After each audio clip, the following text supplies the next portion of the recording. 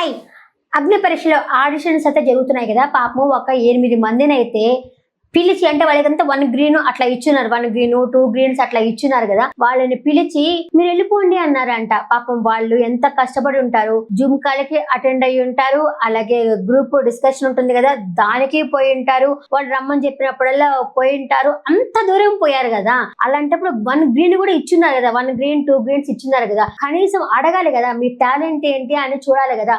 ఏమీ లేకుండా వెళ్ళిపో అని చెప్పారంట. ఒకరికేమంటే నీకు బాగా చదువు ఉంది కదా, ఆ చదువుతోనే చూసుకోపో, జాబ్ చేసుకోపో అన్నారంట. అలాంటప్పుడు వాళ్ళకి జాబ్ చేసుకొని వాళ్ళు చెప్పాలి, నా వాళ్ళకి తెలియదా చేసుకోవాలన్న విషయము.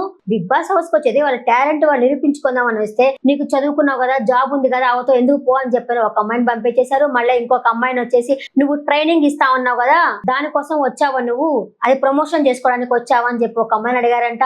అట్లాగా పాపం రకరకాలుగా చెప్తా ఉంటే బాధ వేస్తా ఉంది వాళ్ళని చూస్తుంటే. కనీసం వాళ్ళ టాలెంట్ ఏంటి అని కూడా నిరూపించుకోకుండా వాళ్ళనైతే పంపించేశారు. పాపము వాళ్ళని వచ్చేసి నిజంగా చాలా బాధేస్తుంది. బాధపడబాకండి, ఈసారి కాకపోతే ఇంకొకసారి సెలెక్ట్ అవ్వచ్చు, ఎవరు బాధపడబాకండి. ఇదే మన లైఫ్ కాదు కదా, లైఫ్ లో బిగ్ బాస్ ఒక భాగమే. కానీ బిగ్ బాస్ హౌస్ కి వెళ్తే మంచి పేరు వస్తుంది, మనం ఏంటో నిరూపించుకోవచ్చు. కానీ అంత వాళ్ళ ఇష్టం కదా, మనం ఏం చేయలేము. మొత్తము 7 మంది అయితే సెలెక్ట్ అయ్యి ఉన్నారు. వాళ్ళ పేర్లు ఏంది అంటే, ఫస్ట్ వచ్చేసి మొన్నటి నుంచి చెప్తున్న విషయమే. First Raj Kumar Diana first, ఆ తర్వాత మిథిలేష్, తర్వాత ఆర్జే చరణ్. ఈ ముగ్గురిని మొన్నటి నుంచి నేను చెప్తానే ఉన్నాను. వీళ్ళకి టోటల్ గా 3 గ్రీన్స్ ఇచ్చేసారు. వాళ్ళు హ్యాపీగా ఉండొచ్చు. అంటే నెక్స్ట్ దానికి వెళ్ళిపోయినట్టే కదా, నెక్స్ట్ వాళ్ళకి టాస్కులు ఉంటాయి. ఇంకా 4th వన్ వచ్చేసి శాలిని పటేల్, 5th వచ్చేసి షష్ఠి వ్యాకర్ని, అమ్మాయి యొక్క మోడల్ అంట. అలాగే శాలిని పటేల్ వచ్చేసి ఆస్ట్రేలియా నుంచి వచ్చింది. ఫాలోవర్స్ కూడా చాలా తక్కువ ఉన్నారు.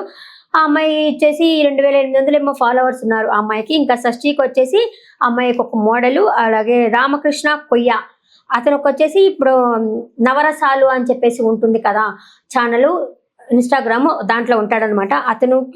అతను సెలెక్ట్ అయిపోయినాడు. మొత్తం వచ్చేసి బాగి తుల్లేరి, ఆ అమ్మాయి కూడా సెలెక్ట్ అయ్యింది. ఆ అమ్మాయి వచ్చేసి 6700 మంది ఫాలోవర్స్ అయితే ఉన్నారు.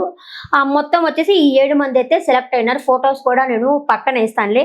పాప మిగతా వాళ్ళని వెళ్ళిపో అని పంపించేస్తారు. అసలు క్రికెటర్ అమ్మాయి ఉంది ఐశ్వర్య, ఆ అమ్మాయిని తీసుకుని ఉండొచ్చు కదా, ఆ అమ్మాయిని తీసుకోలేదు. అలాగే బుటా తెలుగు ఉన్నాడు కదా జపాన్, అతను ఫిక్స్, మొదటి నుంచి అతనైతే ఫిక్స్ చేసుకో అన్నారు. అతనైతే ఫిక్స్. మిగతా వాళ్ళని చాలా మంది టాలెంట్ ఉన్న వాళ్ళనైతే పంపించడం అయితే జరిగింది. ఇంకా కొంతమంది అయితే ఉన్నారు, టాస్క్ కూడా పెట్టారంట. ఒక నలుగురిని, ఇప్పుడు 3 ఆల్రెడీ సెలెక్ట్ అయిపోయినారు. ఈ నలుగురు కూడా ఒక టాస్క్ అయితే పెట్టారు. అలాగే మిథిలేష్, అపూర్వ అనే అమ్మాయికి లవ్ ట్రాక్ కూడా పెట్టున్నారంట. అదైతే జరుగుతా ఉంది. ఇంకా ఈ రోజు కొంతమంది ఉన్నారు. ఈ రోజు కొంతమంది సెలెక్ట్ అయిన తర్వాత మొత్తం ఎంతమంది తెలుస్తుంది.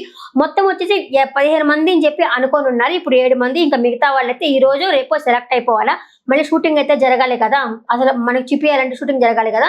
ఆ తర్వాత మళ్ళీ జరుగుతా ఉంది. ఇది ఈ రోజు జరిగింది. పాపం చాలా మందికి అన్యాయం అయితే జరిగింది. అంత కష్టపడిపోయి అన్యాయం జరిగింది నాకు అనిపిస్తుంది.